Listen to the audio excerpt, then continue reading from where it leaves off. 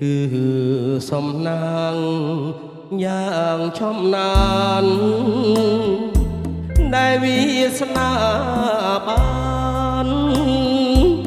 នាំឲ្យ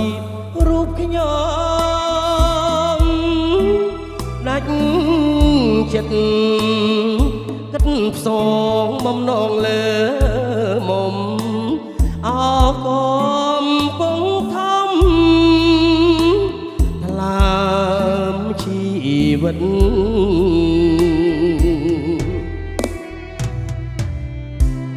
រុក្ខលិនកូឡាជ្រាបសំប្រានប្រជែងព្រាបាននឹងទឹកអមរិតតែវេសំស្ងួននួននាងអាណិតស្រោចស្រ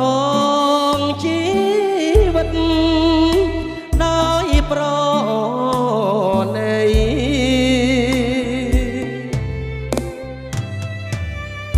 រៀមសំសច្ចាចំពោះមុខ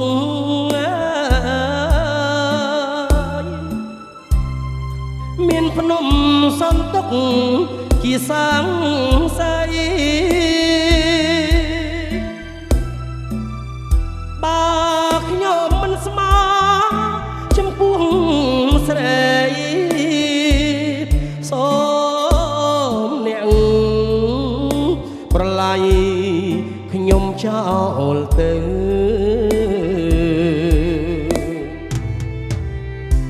អកំពុងធំជំរុំចិត្តសូមផ្ញើជីវិតរឿងពិតនឹងបើសូមស្ទឹងប្រេចប្រុសជួយចែកចេរូបបើឲ្យខ្ញុំជាគូ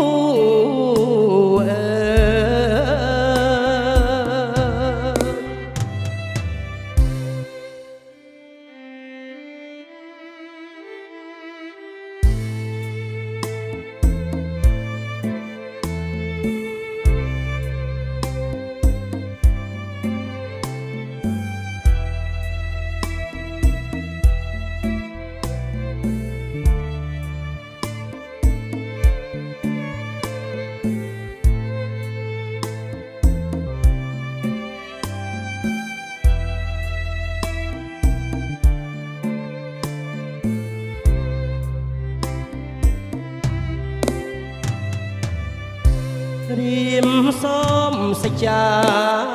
ចំពោះមុខ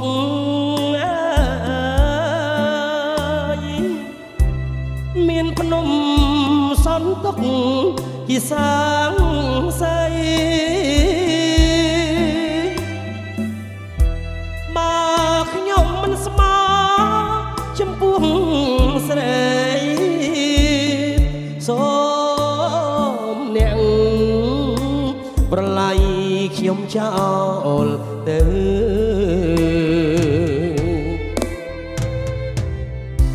អកំពុងធំជំរុំចិត្តសូមផ្ញើជីវិតរឿងពិតនឹងបើសូមស្ទឹងប្រេចប្រុសជួយចែកចេរូបបើ